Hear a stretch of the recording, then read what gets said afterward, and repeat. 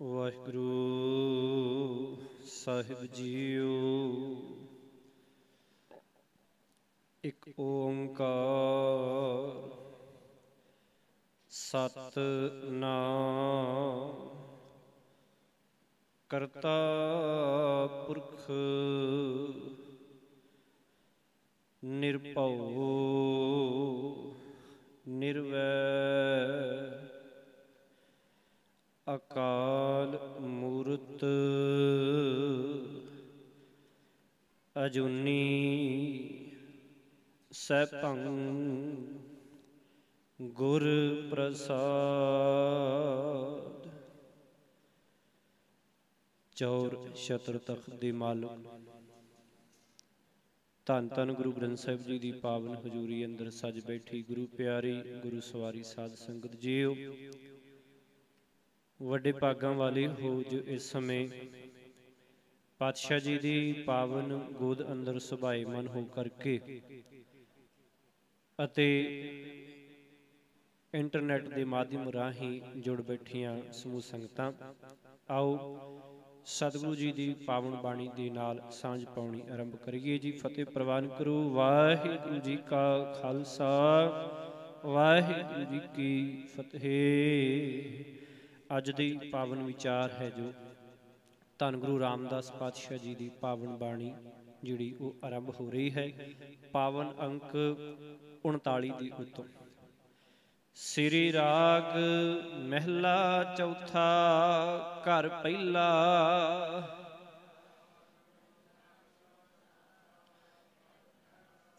ਮੈਂ ਮਨ ਤਨ ਬਿਰਹੋ ਅਤ ਅਗਲਾ, ਕਿਉ ਪ੍ਰੀਤਮ ਮਿਲੈ ਘਰ ਆਏ।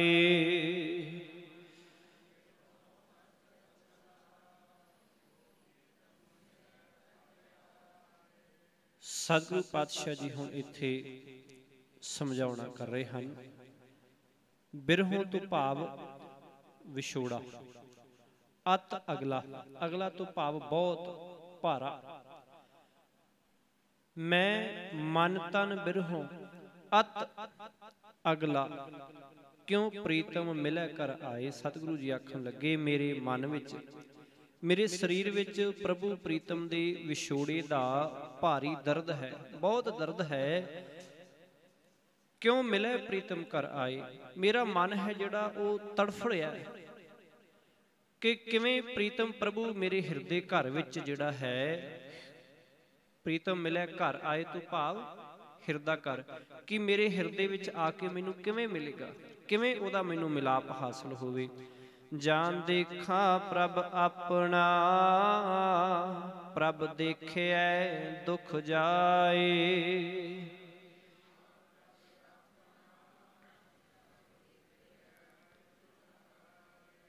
ਦੇਖਿਆ ਸ਼ਬਦ ਹੈ, ਇਸ ਦਾ ਉਚਾਰਨ ਆਪਾਂ ਖਿਆਲ ਦੇ ਨਾਲ ਕਰਨਾ ਹੈ।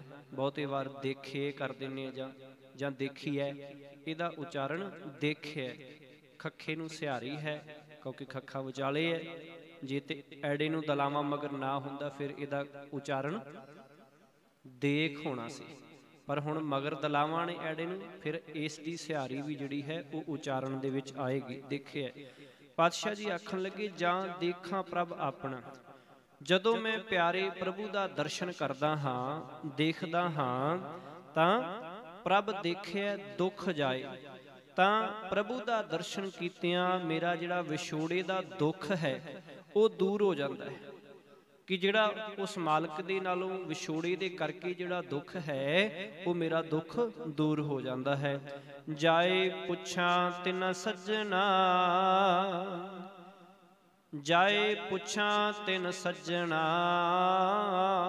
ਪ੍ਰਭ ਕਿਤ ਬਿਦ ਮਿਲੈ ਮਿਲਾਏ।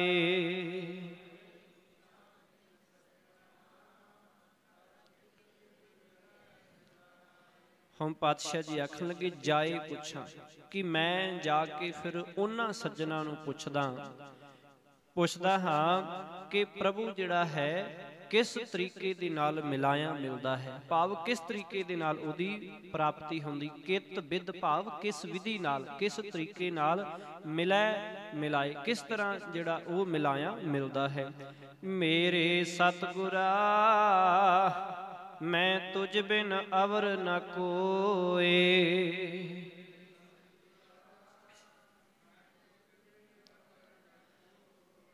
बड़ा सौखा सतगुरु जी समझा रहे हैं, मेरे सतगुरा कि हे मेरे सतगुरु, मैं तुझ बिन अवर न कोई।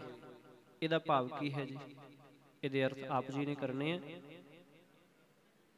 तेरे तो बिना मेरा होर कोई सहारा आसरा नहीं है, कि तैथों बिना मेरा होर कोई सहारा नहीं है, जिन्हों मैं जिहदा मैं आसरा ताकी, जिहदा सहारा ताके इस माया तो ते विछोड़े दे दुख तो बच सकां।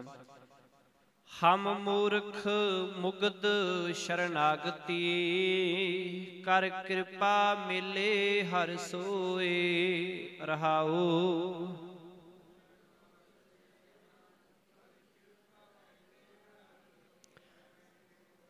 पातशाह जी आखन लगे, हम मूर्ख, असी मूर्ख हाँ। मुगद, मुगद तो भाव अनजान हाँ, कि मूर्ख हाँ, मुगद हाँ, अनजान हाँ। शरणागति, पर असी तेरी शरण आए हैं। असी हुण सब कुछ त्याग के तेरा आसरा तकदे होए शरणागति तेरी शरण आए हाँ। अते कर कृपा मेले हर सोए। जिहड़ा फिर भागां वाला, पातशाह जी आखन लगे, गुरु की शरण आउंदा है, उस नूं परमात्मा आप फिर मेहर करके अपने चरनां नाल मिला लैंदा है, जोड़ लैंदा है। सतगुर दाता हर नाम का, प्रभ आप मिलावे सोए।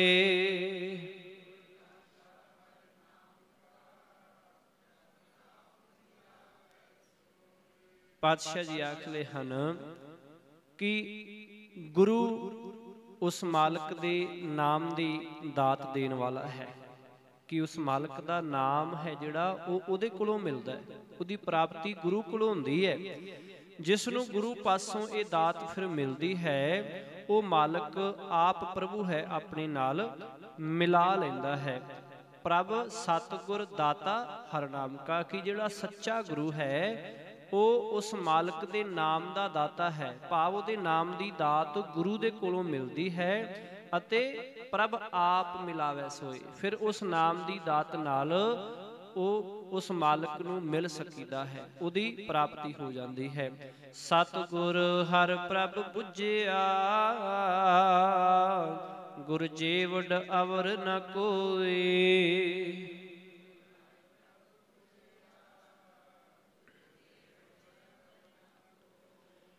कि फिर हुण जिहड़े गुरु तो दे नाम दी दात लै करके ये समझ प्राप्त कर लेंदे, भाव कि जिन्हां ने फिर गुरु ने हरि दे नाल जिहड़ी डूंगी सांझ पाई, जिवें गुरु जुड़िया होया मालक दे नाल, उवें फिर वो जिहड़ा गुरु तो दे नाम दी दात प्राप्त करदा है, वो भी फिर गुर जेवड़ अवर ना कोई। फिर उन्होंने पता लग जाता है कि गुरु जिड्डा भी कोई है जिहड़ा वो इस संसार अंदर नहीं है, क्योंकि नाम दी दात अते उस मालक दा नाम है जिहड़ा वो गुरु कोलों मिलदा है।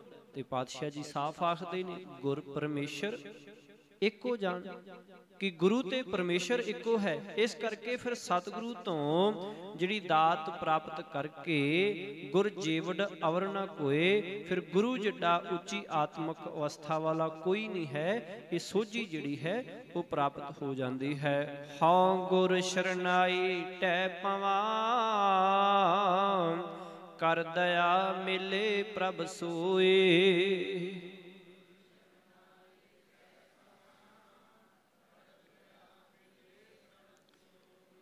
हुण वेखो सतगुरु जी रहमत कर रहे हैं कि फिर मेरी यही तांग है, मेरे अंदर दी भी हुण यही इच्छा है कि जिहड़ा गुरु जिस उच्ची आत्मक अवस्था वाला है, उही आत्मक अवस्था मैं प्राप्त करनी है।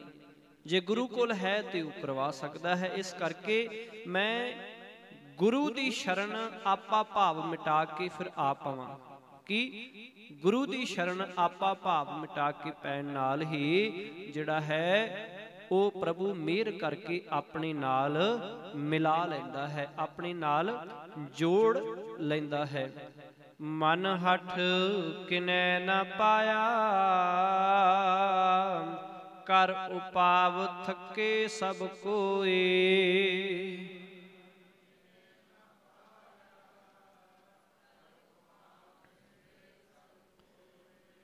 मन हठ कि मन दे नाल ਜਿਹੜੇ ਹੱਠ ਕੀਤੇ ਜਾਂਦੇ ਨੇ, ਕਿ ਮਨ ਦੇ ਹੱਠ ਨਾਲ ਕੀਤੇ ਤਪ ਆਦਿ ਨੇ ਜਿਹੜੇ, ਕਿ ਹੱਠ ਕਰਨਾ ਕਿ ਬਸ ਮੈਂ ਹੁਣ ਆ ਕਰਾਂਗਾ ਹੀ ਕਰਾਂਗਾ, ਕਿ ਮੈਂ ਹੁਣ ਆਪਣੇ ਸਰੀਰ ਨੂੰ ਦੁੱਖ ਦੇ ਕੇ ਕਿਸੇ ਵਿਸ਼ੇਸ਼ ਸ਼ਬਦ ਦਾ ਮੰਤਰ ਦਾ ਪਾਠ ਕਰਕੇ ਜਿਹੜਾ ਹੈ ਉਹ ਹੱਠ ਕਰਕੇ ਮੈਂ ਉਸ ਮਾਲਕ ਨੂੰ ਪਾ ਲਵਾਂਗਾ। ਪਾਤਸ਼ਾਹ ਜੀ ਆਖਣ ਲੱਗੇ ਕਿ ਮਨ ਦੇ ਹੱਠ ਨਾਲ ਕੀਤੇ ਤਪ ਆਦਿਕ ਸਾਧਨਾ ਨਾਲ ਕਦੇ ਕਿਸੇ ਨੇ ਮਾਲਕ ਨੂੰ ਨਹੀਂ ਪ੍ਰਾਪਤ ਕੀਤਾ, ਉਹਦੀ ਪ੍ਰਾਪਤੀ ਨਹੀਂ ਹੋਈ। ਇਹੋ ਜਿਹੇ ਅਨੇਕਾਂ ਉਪਾਅ ਕਰਕੇ ਹੀ ਸਭ ਜਿਹੜੇ ਉਹ ਥੱਕ ਜਾਂਦੇ ਨੇ, ਭਾਵ ਉਹਨਾਂ ਨੂੰ ਜਿਹੜਾ ਹੈ ਉਹ ਮਾਲਕ ਨਹੀਂ ਮਿਲਦਾ, ਪਰ ਕਿਤੇ ਨਾ ਕਿਤੇ ਆਪਣੇ ਸਰੀਰ ਨੂੰ ਜਿਹੜਾ ਹੈ ਉਹ ਬਹੁਤ ਜ਼ਿਆਦਾ ਜਿਹੜਾ ਹੈ ਉਹ ਕਸ਼ਟ ਦਿੰਦੇ ਹਨ।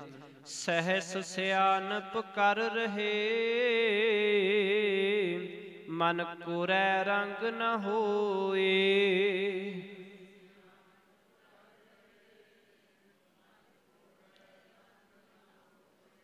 ਪਾਤਸ਼ਾਹ ਜੀ ਆਖਣ ਲੱਗੇ ਸਹਿਸ ਤੋਂ ਭਾਵ ਹਜ਼ਾਰਾਂ, ਕਿ ਪਾਤਸ਼ਾਹ ਜੀ ਆਖ ਰਹੇ ਹਨ ਕਿ ਹਜ਼ਾਰਾਂ ਸਿਆਣਪਾਂ ਜਿਹੜੇ ਲੋਕ ਕਰਦੇ ਨੇ, ਭਾਵ ਆਪਣੀ ਬੁੱਧੀ ਦੇ ਨਾਲ ਜਿਹੜੀਆਂ ਨੇ ਉਹ ਸਿਆਣਪਾਂ ਕਰਦੇ ਨੇ ਜਾਂ ਚਤੁਰਾਈਆਂ ਕਰਦੇ ਨੇ, ਕਿਉਂਕਿ ਕਦੇ ਵੀ ਕੋਈ ਚਲਾਕੀ ਨਹੀਂ ਹੁੰਦੀ, ਚਲਾਕੀ ਕਦੇ ਵੀ ਕੋਈ ਨਹੀਂ ਕਰਦਾ, ਹਮੇਸ਼ਾ ਆਪਣੀ ਸਿਆਣਪ ਹੀ ਵਰਤਦਾ ਮਨੁੱਖ ਕਿਤੇ ਵੀ, ਭਾਵੇਂ ਉਹ ਚੋਰ ਹੋਵੇ, ਭਾਵੇਂ ਡਾਕੂ ਹੋਵੇ ਤੇ ਭਾਵੇਂ ਉਹ ਇਮਾਨਦਾਰ ਮਨੁੱਖ ਹੋਵੇ, ਉਹ ਆਪਣੇ ਦਿਮਾਗ ਦੇ ਨਾਲ ਹਮੇਸ਼ਾ ਆਪਣੇ ਤੌਰ ਤੇ ਸਹੀ ਡਿਸੀਜਨ ਲੈਂਦਾ ਹੈ।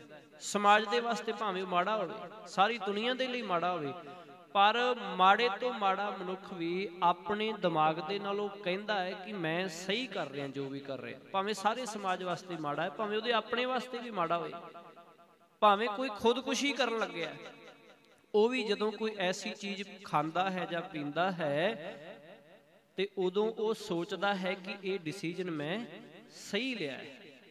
ਕਹਿਣ ਤੋਂ ਭਾਵ ਹੈ ਕਿ ਹਰ ਕੋਈ ਮਨੁੱਖ ਹੈ ਆਪਣੇ ਆਪ ਦੇ ਵਿੱਚ ਸਿਆਣਾ ਹੈ, ਪਰ ਉਹਦੇ ਕੋਲ ਜਿੰਨੀ ਮੱਤ ਹੈ ਉਹ ਉਨੀ ਸਿਆਣਪ ਵਰਤਦਾ ਹੈ। ਇਸੇ ਕਰਕੇ ਪਾਤਸ਼ਾਹ ਜੀ ਆਖ ਰਹੇ ਹਨ ਕਿ ਇੱਥੇ ਇੱਕ ਸਿਆਣਪ ਦੀ ਗੱਲ ਨਹੀਂ, ਹਜ਼ਾਰਾਂ ਸਿਆਣਪਾਂ ਜਿਹੜੇ ਲੋਕ ਕਰਦੇ ਨੇ। ਪਾਤਸ਼ਾਹ ਜੀ ਆਖਣ ਲੱਗੇ ਫਿਰ ਸਿਰਫ ਬਾਰੀ ਤੌਰ ਤੇ ਜਿਹੜੇ ਇਹ ਮਨ ਹੱਠ ਕਰਦੇ ਨੇ, ਤਪ ਕਰਦੇ ਨੇ, ਪਾਤਸ਼ਾਹ ਜੀ ਸਮਝਾ ਰਹੇ ਹਨ ਉਹਨਾਂ ਦਾ ਮਨ ਉਸ ਮਾਲਕ ਦੇ ਪ੍ਰੇਮ ਵੱਲੋਂ ਫਿਰ ਕੋਰਾ ਹੀ ਰਹਿੰਦਾ ਹੈ। ਕੋਰਾ ਕਹਿੰਦੇ ਹੁੰਦੇ ਨਾ ਕਿ ਕੋਰਾ ਭਾਵ ਜਿਹੜਾ ਅਣਲੱਗ ਹੈ, ਕਿ ਕੋਈ ਆਪਾਂ ਕਈ ਵਾਰੀ ਕਿਸੇ ਤੋਂ ਪੰਨਾ ਮੰਗਦੇ, ਪੇਜ ਮੰਗਦੇ, ਕੁਛ ਲਿਖਣਾ, ਕਿ ਕੋਰਾ ਕਾਗਜ਼ ਲਿਆ ਭਾਈ, ਕਹਿੰਦਾ ਪਾਓ ਕਿ ਸਾਫ਼ ਸੁਥਰਾ ਲਿਆ, ਉਹਦੇ ਉੱਤੇ ਕੁਝ ਲਿਖਣਾ ਹੈ ਨਵਾਂ, ਕਿ ਜਿਹੜਾ ਬਿਲਕੁਲ ਸਾਫ਼ ਹੋਵੇ, ਉਹਦੇ ਉੱਤੇ ਕੁਝ ਵੀ ਨਾ ਲਿਖਿਆ ਹੋਵੇ। ਭਾਵ ਕਿ ਮਨ ਹੈ ਜਿਹੜਾ ਉਹ ਜੋੜਨ ਦਾ ਜ਼ਰੂਰ ਜਾਂ ਉਦਮ ਤਾਂ ਜ਼ਰੂਰ ਕਰਦੇ ਨੇ ਤਪ ਦੇ ਨਾਲ, ਮਨ ਦੇ ਹੱਠ ਨਾਲ, ਪਰ ਫਿਰ ਵੀ ਮਨ ਦੇ ਉੱਤੇ ਜਿਹੜਾ ਉਸ ਮਾਲਕ ਦੇ ਨਾਮ ਦਾ ਕੋਈ ਵੀ ਅੱਖਰ ਹੈ, ਜਿਹੜਾ ਪ੍ਰੇਮ ਹੈ, ਉਹ ਉਕਰਿਆ ਨਹੀਂ ਜਾਂਦਾ। ਸਤਿਗੁਰੂ ਪਾਤਸ਼ਾਹ ਜੀ ਆਖ ਰਹੇ ਹਨ ਜੇ ਮਨ ਉਸ ਮਾਲਕ ਦੇ ਪ੍ਰੇਮ ਤੋਂ ਕੋਰਾ ਹੀ ਰਹੇ ਤਾਂ ਨਾਮ ਦਾ ਰੰਗ ਫਿਰ ਚੜ੍ਹਦਾ ਨਹੀਂ ਹੈ, ਫਿਰ ਮਨ ਦੇ ਵਿੱਚ ਪ੍ਰੇਮ ਹੈ ਜਿਹੜਾ ਉਹ ਪੈਦਾ ਨਹੀਂ ਹੁੰਦਾ। ਮਨ ਕੋਰੈ ਰੰਗ ਨਾ ਹੋਏ, ਰੰਗ ਤੋਂ ਭਾਵ ਪ੍ਰੇਮ, ਕਿ ਉਹਦੇ ਨਾਲ ਉਹਦਾ ਰੰਗ ਨਹੀਂ ਚੜ੍ਹਦਾ, ਉਹਦੇ ਪ੍ਰੇਮ ਦਾ ਰੰਗ ਨਹੀਂ ਚੜ੍ਹਦਾ। ਕੂੜ ਕਪਟ ਕਿਨੈ ਨਾ ਪਾਇਓ, ਜੋ ਬੀਜੈ ਖਾਵੈ ਸੋਏ।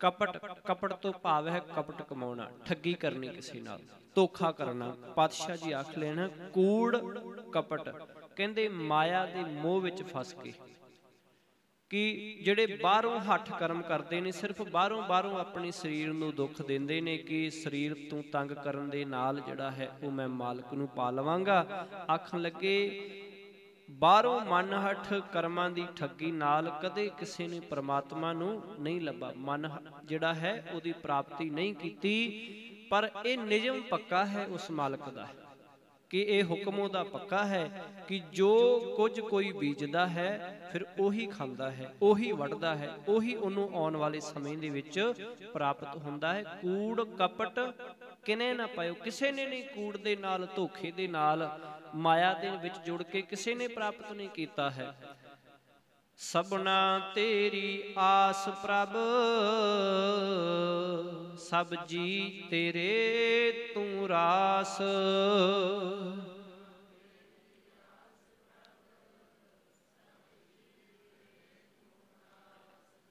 पातशाह जी आखन लगे कि हे प्रभु, इस संसार समुंदर तो बचन वास्ते सब जीवां नूं तेरी सहायता दी आस है कि तेरे सहारे दी लोड़ है।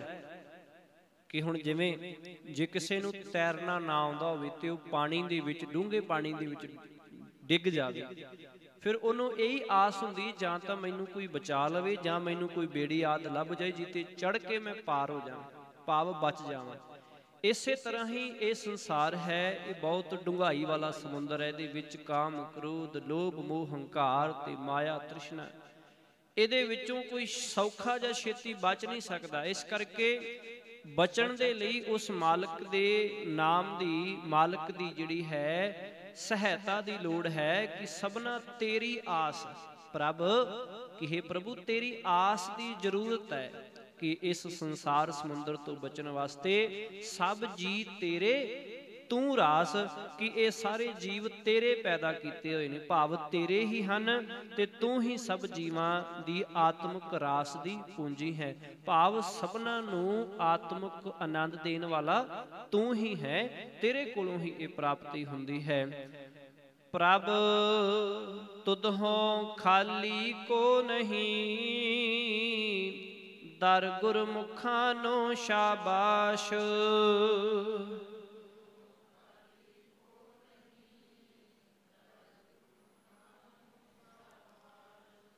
प्रभ शब्द संबोधन है, इस करके इत्थे विश्राम देना पएगा आपां नूं। प्रभ तुधों खाली को नहीं, कि हे प्रभु तेरे दर तो कोई खाली नहीं मुड़दा, तेरे दर तो कोई खाली नहीं जाता। दर गुरमुखां नूं शाबाश, कि गुरु दी शरण पैण वाले बंदियां नूं तेरे दर तो सदा ही आदर मान जिहड़ा वो मिलदा है। कि जिहड़े भावना रख के शरधा दे नाल प्रेम दे नाल गुरु दी शरण आउंदे ने ना, गुरु दी संगत विच आके बैठदे ने, गुरु दे हुक्म नूं सरवण करदे ने, शब्द नूं धारण करदे ने, उन्हां नूं सदा ही उस मालक दे वल्लों आदर मान मिलदा है, मिलना ही मिलना है। इस करके शरधा दे सहित मालक दे चरनां विच हमेशा जिहड़ी हाजरी वो भरनी चाहिदी है। पातशाह जी आख रहे हन, दर गुरमुखां नो शाबाश, शाबाश मिलदी है, भाव आदर मिलदा है, मान मिलदा है। बिख भौजल डुबदे कढ लै, जन नानक की अरदास।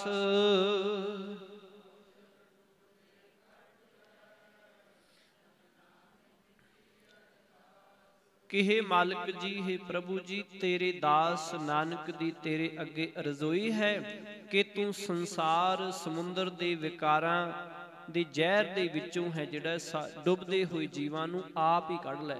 कि हुण ये जहर भरिया विकारी संसार है, इत्थे पता नहीं हुंदा कि किहड़ा संगी साथी कदों विकारां दे अधीन हो करके जिहड़ा है वो फट देने, वो बड़ा दुखदाई जिहड़ा जीवन बख्श के चला जाता है। कई बार हुंदा है ना, सानू किसे तो बड़ी आस हुंदी है, पर मगरों पता लगता है कि सब तो वड्डा जिहड़ा दुश्मन है वही हुंदा है। कई कहंदे कि भी जे तेरे हुंदियां दुश्मन दी की लोड़ है, भाव साथी अजिहा तू कि तेरे हुंदियां दुश्मन दी लोड़ नहीं। कहण तो भाव है कि कई बार असीं जिहनूं सका समझदे हां ना, वो नहीं बनदा।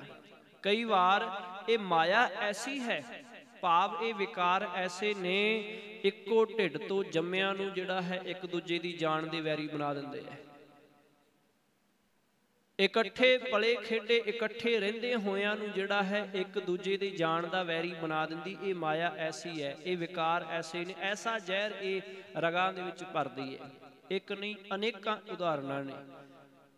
अज कल जे समाज दे विच घरां दे विच वंडियां पैंदियां ने ना, वो सिर्फ माया करके पैंदियां, बस जां चौधर करके पैंदियां कि उधरों कोई मैनू कुछ ना आखे, जो मैं कीता है वो मैनू कुछ ना कहे।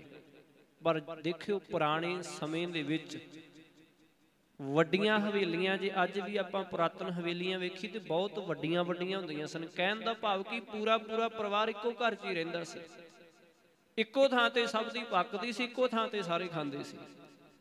पर आ हुण नवां जिहा जमाना जिहड़ा वो बदल गया। कहंदे ने बड़ा सोहना जिहड़ी वो एक पंक्ति आम ही पढ़न नूं मिलदी है, इंटरनेट तो कई बार जिहड़ा है सामने आई कि पुराने समय दे विच आखदे ने कि लोकां दे घर कच्चे सी पर दिल बड़े पक्के सी, कि प्रेम बड़ा पक्का सी।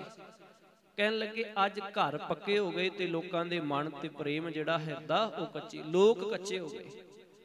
पता नहीं कदों माड़ी जी गल तो बस लगातार लंबेरा समा है जिहड़ा वो 6-7 साल इस शहर दे विच चंडीगढ़ मोहाली दे विच विचरदियां हो गया।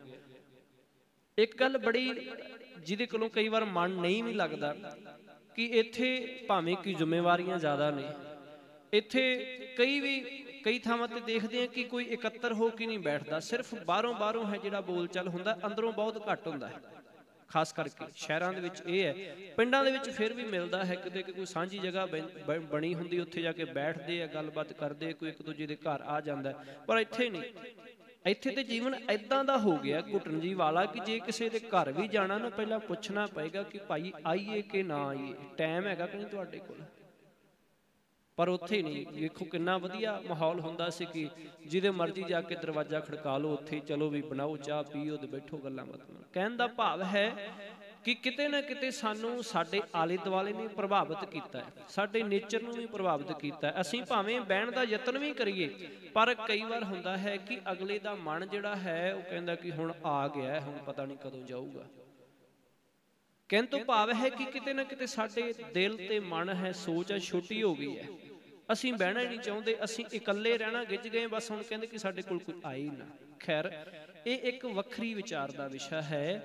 कहण तो भाव है कि ये माया बहुत बलवान है कि एक ढिड तो जम्मिया नूं ये एक दूजे दे वैरी कर दिंदी है। तां ही ते इन्ने इन्ने वड्डे खलारे पै जांदे कि चलो आ उत्थे रहिंदा, हुण दूजा कई थावां ते ऐसा भी है कि पुत्तां वल्लों प्यो दा भी कतल कर दित्ता जांदा, मां दा भी कतल, कि चलो जी घरों कढ दिओ, हुण तुहाडी इत्थे कोई जगह नहीं, चलो बिरध आश्रम च।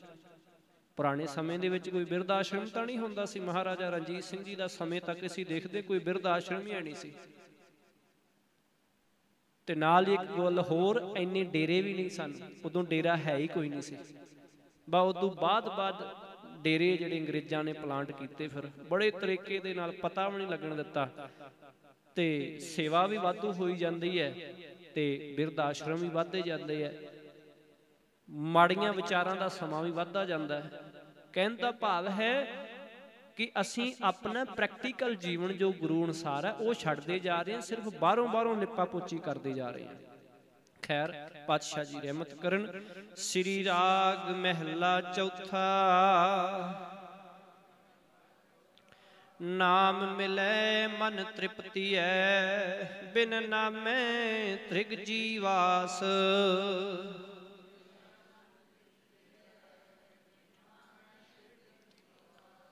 पातशाह जी आख रहे हैं, जिस मनुख नूं परमात्मा दा नाम मिल जाता है उसका मन फिर माया वालों जिहड़ा है रज जाता है, तृप्त हो जाता है। वो फिर माया धन नहीं करता। बिन नामे त्रिग जीवास, आखन लगे नाम तो जिहड़ा बिना जिउणा है ना, बिना जीवन है, वो फिटकार योग है। कि जिथे गुरु की सिक्ख्या नहीं है, गुरु के शब्द नूं पालिया नहीं जाता हिरदे दे अंदर जीवन दे विच, वो जीवन फिर फिटकार योग है, त्रिग है, वो लानत भरिया जीवन है। कोई गुरमुख सज्जन जे मिलै, मैं दसे प्रभ गुण तास।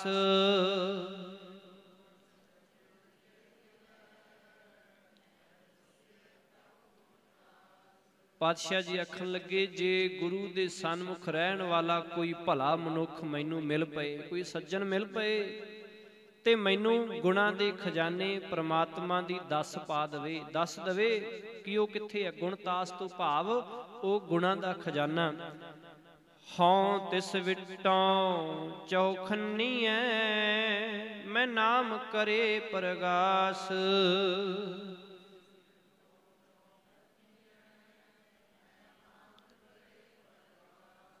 कि मेरे अंदर फिर वो प्रभु नाम का चानन कर दे, दस दे मैनू कि किहड़ा राह जांदा है उस मालक नूं मिलन दे लई, मैनू रस्ते दे उत्ते पा दवे। चौखन्नी है, मैं नाम करे प्रगास आखन लगे, फिर मैं उस तों अपना आपा जिहड़ा है कुर्बान करन दे लई तैयार हां। चौखन्नी तो भाव अपना आपा जिहड़ा मैं कुर्बान करन दे लई तैयार हां। मेरे प्रीतमा हौं जीवा नाम ध्याए।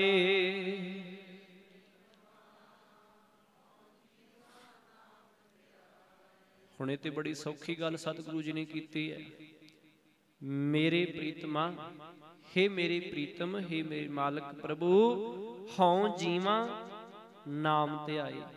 आखां जीवा विसरै मर जाऊं। किवें अर्थ होणगे फिर इस दे जी? हौं जीवा नाम ध्या के ही मैं अपना आत्मक जीवन जिਉ सकदा है। इत्थे आत्मक गल जरूर करनी, ये ना आखना कि जिहड़े नाम नहीं जपदे वो मर जाणगे। बथेरे तुरे फिरदे ने आखणगे ते वाकई ते गल झूठ लिखी। कहण दा भाव है कि उन्हां दा अंदर मर जांदा है जिहड़े नाम नहीं ध्याउंदे। इसे करके पहली पंक्ति का सहारा लिया, आखां जीवा विसरै मर जाऊं, कि फिर आत्मक जीवन है जिहड़ा वो मालक दा नाम ध्या के सिमर के ही जिउया जा सकता है। फिर ही ओदे ना ओदी रजा दे विच रहा जा सकता है। बिन नामै जीवन ना थिए, मेरे सतगुर नाम दृढ़ाए रहाऊ।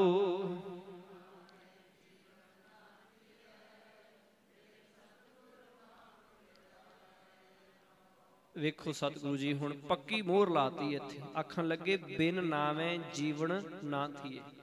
की अर्थ है जी दा? आत्मक जीवन नहीं जिउया जा सकता बिन नामै। उस मालक दे नाम तो बिना आत्मक जीवन नहीं जिउया जा सकता। जिन्ना चिर उहदा नाम प्राप्त नहीं होवेगा उन्ना चिर विकार ते माया भारू रहेगी, वो चढ़ी रहेगी उत्ते। फिर आ समाजिक खलारे जिहड़े आपां पिछे सांझे कीते है ये सारे पए रहणगे।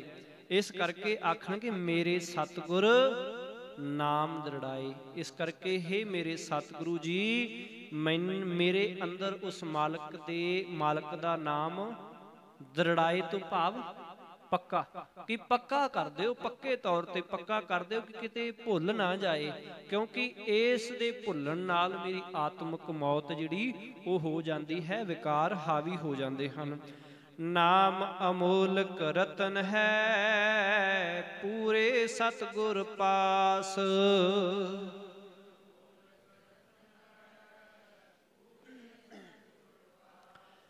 कि परमात्मा दा नाम एक ऐसा रतन है जिस जिही कीमती शै होर कोई नहीं है। भाव ये नाम पूरे गुरु दे पास ही है। नाम अमोलक रतन है, कि वो अमोलक रतन है ते पूरे सतगुरु कोल है, पूरे सतगुरु पास। वो सत गुरु भाव सच्चे गुरु दे कोल है। सतगुर सेवै लग्गिया, कड रतन देवै परगास।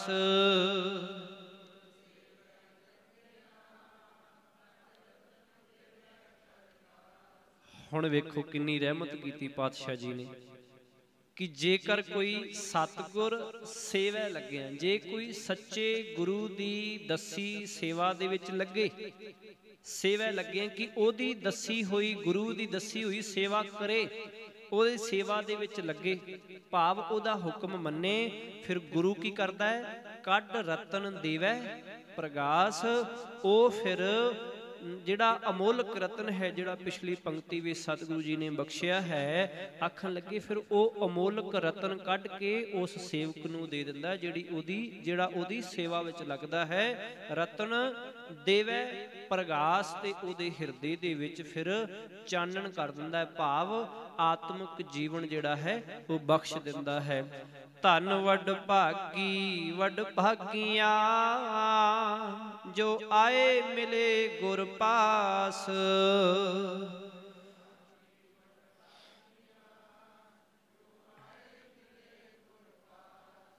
ਇਸ ਵਾਸਤੇ ਪਾਤਸ਼ਾਹ ਜੀ ਫਿਰ ਆਖ ਰਹੇ ਹਨ ਕਿ ਉਹ ਮਨੁੱਖ ਭਾਗਾਂ ਵਾਲੇ ਨੇ, ਬੜੇ ਵੱਡੇ ਭਾਗ ਨੇ ਉਹਨਾਂ ਦੇ, ਉਹ ਸ਼ਲਾਘਾਯੋਗ ਨੇ, ਉਹ ਸਲਾਹੁਣਯੋਗ ਨੇ, ਜਿਹੜੇ ਆ ਕੇ ਗੁਰੂ ਦੀ ਸ਼ਰਨ ਪੈਂਦੇ ਹਨ, ਗੁਰੂ ਦੇ ਕੋਲ ਆ ਕਰਕੇ ਜਿਹੜੇ ਉਹ ਸੇਵਾ ਕਰਦੇ, ਜੋ ਆਏ ਮਿਲੇ ਗੁਰ ਪਾਸ, ਜਿਹੜੇ ਗੁਰੂ ਕੋਲ ਆਉਂਦੇ ਹਨ। ਜਿਨ੍ਹਾਂ ਸਤਿਗੁਰ ਪੁਰਖ ਨਾ ਭੇਟਿਓ ਸੇ ਭਾਗਹੀਨ ਵਸ ਕਾਲ।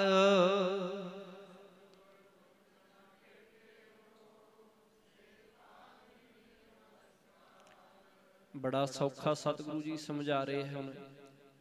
ਇਹ ਪੰਕਤੀਆਂ ਦੇ ਅਰਥ ਜਿਹੜੇ ਆਪਣੇ ਆਪ ਹੀ ਹੁਣ ਸਮਝ ਸਾਡੀ ਆਉਣ ਲੱਗ ਪਏ ਹੋਣਗੇ, ਕਿਉਂਕਿ ਹੁਣ ਅਸੀਂ ਕਾਫੀ ਅਭਿਆਸ ਵੀ ਕਰ ਲਿਆ ਹੈ ਕਿ ਹੁਣ ਪਾਤਸ਼ਾਹ ਜੀ ਆਖੇ ਜਿਨ੍ਹਾਂ ਸਤਿਗੁਰ ਪੁਰਖ ਨਾ ਭੇਟਿਓ, ਕਿ ਸਤਿਗੁਰ ਪੁਰਖ, ਕਿ ਜਿਨ੍ਹਾਂ ਮਨੁੱਖਾਂ ਨੇ ਅਕਾਲ ਪੁਰਖ ਦਾ ਰੂਪ ਸਤਿਗੁਰੂ ਨੂੰ ਨਹੀਂ ਭੇਟਿਆ, ਭਾਵ ਨਹੀਂ ਮਿਲੇ, ਜਿਨ੍ਹਾਂ ਨੇ ਆ ਕੇ ਅਕਾਲ ਪੁਰਖ ਦਾ ਰੂਪ, ਪ੍ਰਮਾਤਮਾ ਦੇ ਰੂਪ, ਗੁਰੂ ਨੂੰ ਜਿਹੜੇ ਨਹੀਂ ਮਿਲੇ ਹਨ, ਸੇ ਭਾਗਹੀਨ ਵਸ ਕਾਲ, ਉਹ ਮੰਦੇ ਭਾਗਾਂ ਵਾਲੇ ਨੇ, ਉਹਨਾਂ ਦੇ ਭਾਗ ਚੰਗੇ ਨਹੀਂ, ਉਹ ਵੱਡੇ ਭਾਗਾਂ ਵਾਲੇ ਨਹੀਂ ਹਨ, ਉਹ ਮੰਦ ਕਰਮੀ ਹਨ। ਇਸ ਕਰਕੇ ਵਸ ਕਾਲ ਉਹ ਫਿਰ ਆਤਮਿਕ ਮੌਤੇ ਮਰਦੇ ਰਹਿੰਦੇ ਨੇ। ਵਸ ਕਾਲ ਭਾਵ ਉਹ ਫਿਰ ਵਿਕਾਰੀ ਜੀਵਨ ਦੇ ਵਿੱਚ ਹੀ ਪਏ ਰਹਿੰਦੇ ਆ, ਉਹ ਠੱਗੀਆਂ ਠੋਰੀਆਂ ਦੇ ਵਿੱਚ ਪਏ ਰਹਿੰਦੇ ਆ, ਉਹ ਭਟਕਦੇ ਹੀ ਰਹਿੰਦੇ ਆ। ਉਹਨਾਂ ਨੂੰ ਆਪਣੇ ਜੀਵਨ ਦੀ ਜਿਹੜੀ ਹੈ ਉਹ ਸਹੀ ਸੋਝੀ ਹੈ ਜਿਹੜੀ ਉਹ ਪ੍ਰਾਪਤ ਨਹੀਂ ਹੁੰਦੀ। ਓਏ ਫਿਰ ਜੋਣ ਭਵਾਈ ਐ ਵਿੱਚ ਵਿਸ਼ਟਾ ਕਰ ਵਿਕਰਾਲ।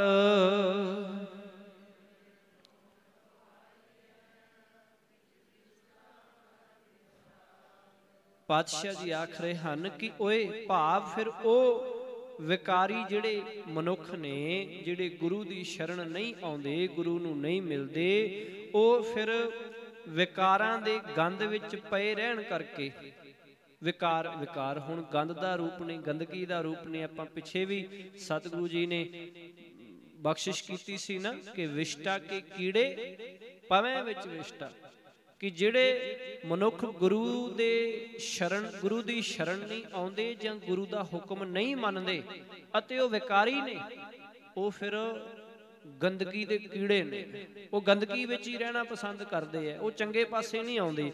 ਇਸ ਕਰਕੇ ਫਿਰ ਇੱਥੇ ਵੀ ਉਹਨਾਂ ਦੀ ਗੱਲ ਹੀ ਹੋ ਰਹੀ, ਓਏ ਫਿਰ ਜੋਣ ਭਵਾਈਆਂ, ਕਿ ਉਹ ਫਿਰ ਵਿਕਾਰਾਂ ਦੇ ਗੰਦ ਵਿੱਚ ਪਏ ਰਹਿਣ ਕਰਕੇ ਭਿਆਨਕ ਆਤਮਿਕ ਜੀਵਨ ਵਾਲੇ ਬਣ ਜਾਂਦੇ। ਵਿਕਰਾਲ ਤੋਂ ਭਾਵ ਭਿਆਨਕ, ਡਰਾਉਣਾ, ਕਿ ਫਿਰ ਉਹ ਡਰਾਉਣੇ ਜੀਵਨ ਵਾਲੇ ਬਣ ਜਾਂਦੇ ਆ।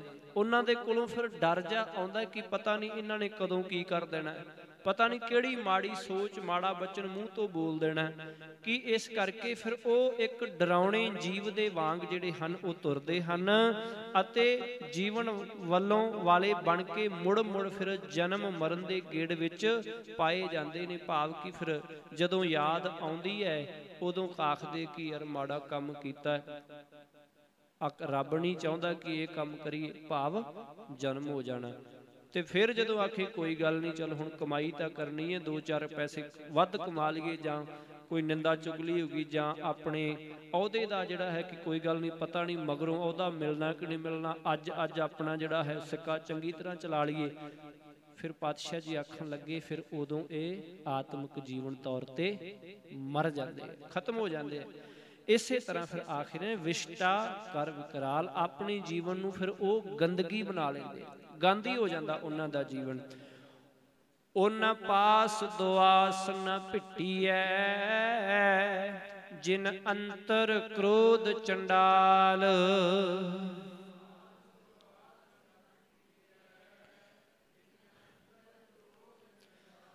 हुण पातशाह जी आखन लगे ख्याल रखियो कि हे भाई फिर जिहड़े नाम तो सखने ने, जिन जिहड़े हमेशा ही गंद विच पए रहिंदे ने, विकार कमाउंदे रहिंदे ने, गुरु दी शरण नहीं आउंदे, कहंदे जिन्हां मनुखां दे अंदर फिर चंडाल क्रोध वसदा है, चंडाल दा रूप हो करके क्रोध जिहड़ा वसदा है, उन्हां दे कदे नेड़े नहीं ढुकना चाहिदा, उन्हां दे नेड़े नहीं लगना चाहिदा। पता नहीं उन्हां ने कदों की कर देना, किहड़े मुख तो बोल देने ने, किवें उन्हां ने जिहड़ा है रिएक्ट करना है, कदों उन्हां ने अपनी हौमे दा प्रगटावा मैं मेरा मेरा मैनू मैनू करन लग पैना, कदों तू ते हो जाना है, कदों उन्हां ने माया दे बंध विच आ करके जिहड़ा हंकारी हो जाना है, कदों उन्हां ने मोह विच पै के तुहानू धक्का भी दे देना। इस करके सतगुरु जी आखन लगे फिर उहदे नेड़े नहीं जाना, दूरी बना लो, रस्ता ही बदल लो, उहनू वेख के अच्छा इधरों आ तुरिया आउंदा पासे हो जाइए। कहन तो भाव है कि नाम तो सखने मनुख ने जिहड़े वो बेरी वर्गे हुंदे है, कि जे बेरी ते केला जिहड़ा इकट्ठे होण ना, ते केला बड़ा कोमल हिरदे आ कोमल हुंदा है, कि जदों एक वारी बेरी दे कंडे आउंदे फिर वो चीर के वो सुट दिंदी है। भाव साकत संग ना कीजिए, केले निकट ज्यों बेर, कि जिवें जिहड़ा गुरमुख है फिर वो कोमल हिरदे वाला हो जाता है, तो जिहड़ा साकत हुंदा है वो पत्थर वर्गा हुंदा है। भाव कि वो फिर बेरी वर्गा हुंदा, पता नहीं किन्ने क कंडे हुंदे उहनूं माया दे, फिर वो पता नहीं कदों मारदा है ते केले तरह फिर जीवन दे खलारे पांदा है। भावें कि ये सिर्फ उदाहरण है कि इस तरह दा साकत हुंदा है, तुहाडी कीती दया दा उहदे ते कोई असर नहीं हुंदा, वो पत्थर वर्गा हुंदा है, उहनूं पानी च सुੱਟ दिओ बाहर कढो फिर सुੱਕੇ दा सुੱਕਾ ही हुंदा है। भावें जिन्ना चिर मर्जी पानी च पिया रहे पत्थर, फिर जाके कढो 2 मिनटां दे बाद फिर सुੱਕਿਆ।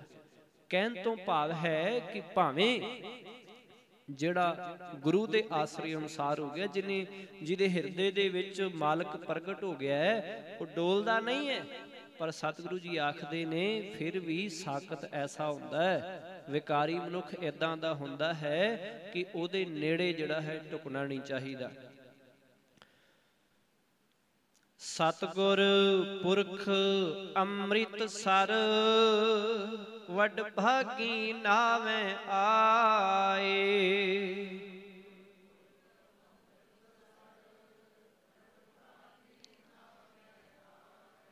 पातशाह जी आख रहे हैं कि इत्थे फिर हुण मगरली विचार नूं दस रहे ने कि पर ਇਹ ਵਿਕਾਰਾਂ ਦਾ ਜਿਹੜਾ ਗੰਧ ਹੈ, ਇਹ ਚੰਡਾਲ ਕ੍ਰੋਧ ਆਦਿ ਦਾ ਪ੍ਰਭਾਵ ਤੀਰਥਾਂ ਤੇ ਨਹਾਤਿਆਂ ਸਤਿਗੁਰੂ ਜੀ ਆਖਣ ਲੱਗੇ ਦੂਰ ਨਹੀਂ ਹੁੰਦਾ।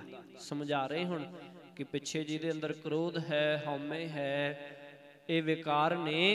ਆਖਣ ਲੱਗੇ ਜੇ ਕੋਈ ਆਖੇ ਕਿ ਮੈਂ ਤੀਰਥਾਂ ਤੇ ਨਹਾ ਕੇ ਇਹ ਮੈਲ ਲਾ ਲਵਾਂਗਾ, ਜਿਵੇਂ ਆਪਾਂ ਕੱਲ ਦੇ ਸ਼ਬਦ ਅੰਦਰ ਵੀ ਜੇ 100 ਤੀਰਥ ਨਹਾਏ, ਕਿ ਭਾਵੇਂ ਮਨੁੱਖ ਅਨੇਕਾਂ ਤੀਰਥਾਂ ਤੇ ਨਹਾਏ, ਪਰ ਜੇ ਉੱਥੇ ਜਾ ਕੇ ਉੱਥੋਂ ਦੇ ਇਤਿਹਾਸ ਤੋਂ ਜਾਣੂ ਨਹੀਂ ਹੋਇਆ, ਉੱਥੇ ਧੰਨ ਗੁਰੂ ਗ੍ਰੰਥ ਸਾਹਿਬ ਪਾਤਸ਼ਾਹ ਜੀ ਵੀ ਜੇ ਹਨ ਤੇ ਉੱਥੋਂ ਵੀ ਸਿੱਖਿਆ ਨਹੀਂ ਪ੍ਰਾਪਤ ਕੀਤੀ, ਤੇ ਫਿਰ ਉੱਥੇ ਨਹਾਉਣ ਦਾ ਕੋਈ ਫਾਇਦਾ ਨਹੀਂ ਹੈ।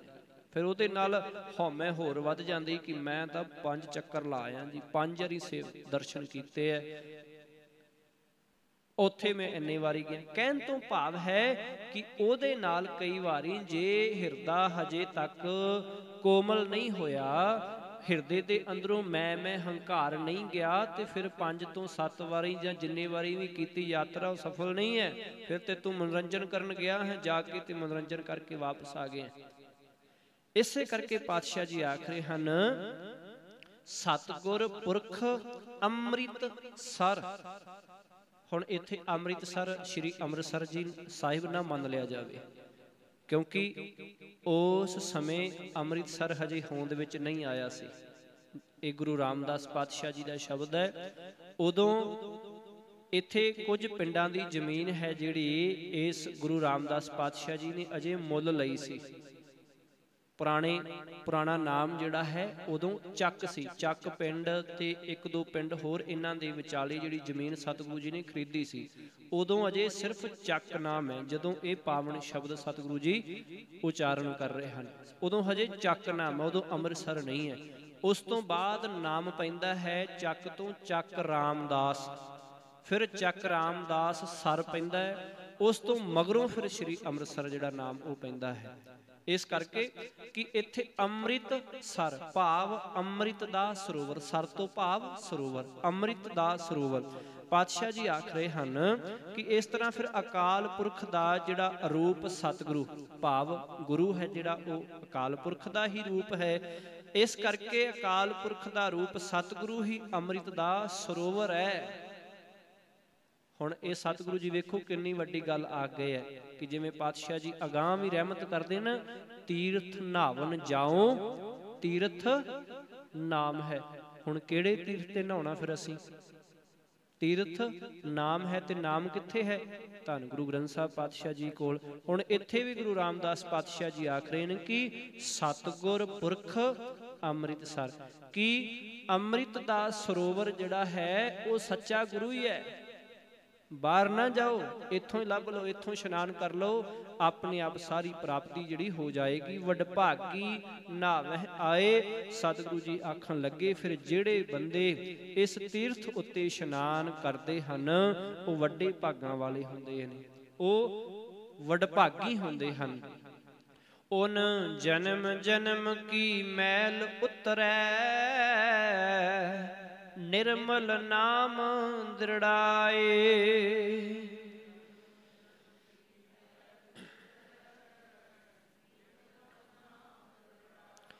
ਨਿਰਮਲ ਨਾਮ ਦ੍ਰਿੜਾਏ, ਨਿਰਮਲ ਤੋਂ ਭਾਵ ਮੈਲ ਰਹਿਤ, ਪਵਿੱਤਰ, ਉੱਤਮ, ਕਿ ਗੁਰੂ ਦੀ ਸ਼ਰਨ ਪੈ ਕੇ ਫਿਰ ਜਿਹੜੇ ਪਵਿੱਤਰ ਨਿਰਮਲ ਪ੍ਰਭੂ ਦੇ ਨਾਮ ਨੂੰ ਹਿਰਦੇ ਵਿੱਚ ਦ੍ਰਿੜਾ ਲੈਂਦੇ ਨੇ, ਭਾਵ ਪੱਕਾ ਕਰ ਲੈਂਦੇ ਹਨ, ਉਹ ਉਹਨਾਂ ਵਡਭਾਗੀਆਂ ਦੇ ਜਨਮਾਂ ਜਨਮੰਤਰਾਂ ਦੀ ਵਿਕਾਰਾਂ ਦੀ ਮੈਲ ਜਿਹੜੀ ਹੈ ਉਹ ਲੈ ਜਾਂਦੀ ਹੈ। ਭਾਵ ਕਿ ਜਿਹੜੇ ਪਤਾ ਨਹੀਂ ਕਿੰਨੇ ਕੁ ਜਨਮ ਜਿਹੜੇ ਨੇ ਮਨੁੱਖ ਇੱਕੋ ਵਾਰੀ ਦੇਹੀ ਦੇ ਵਿੱਚ ਲੈ ਲੈਂਦਾ ਹੈ, ਪਤਾ ਨਹੀਂ ਕਿੰਨੇ ਕੁ ਵਿਕਾਰ ਕਮਾਲਦਾ, ਕਿੰਨੀ ਕੁ ਵਾਰੀ ਜੰਮਦਾ, ਕਿੰਨੀ ਕੁ ਵਾਰੀ ਮਰਦਾ ਹੈ। ਪਾਤਸ਼ਾਹ ਜੀ ਆਖਣ ਲੱਗੇ ਉਹ ਸਾਰੀ ਮੈਲ ਜਿਹੜੀ ਹੈ ਉਹ ਲੈ ਜਾਂਦੀ ਹੈ। ਜਨ ਨਾਨਕ ਉੱਤਮ ਪਦ ਪਾਇਆ, ਸਤਿਗੁਰ ਕੀ ਲਿਵ ਲਾਏ।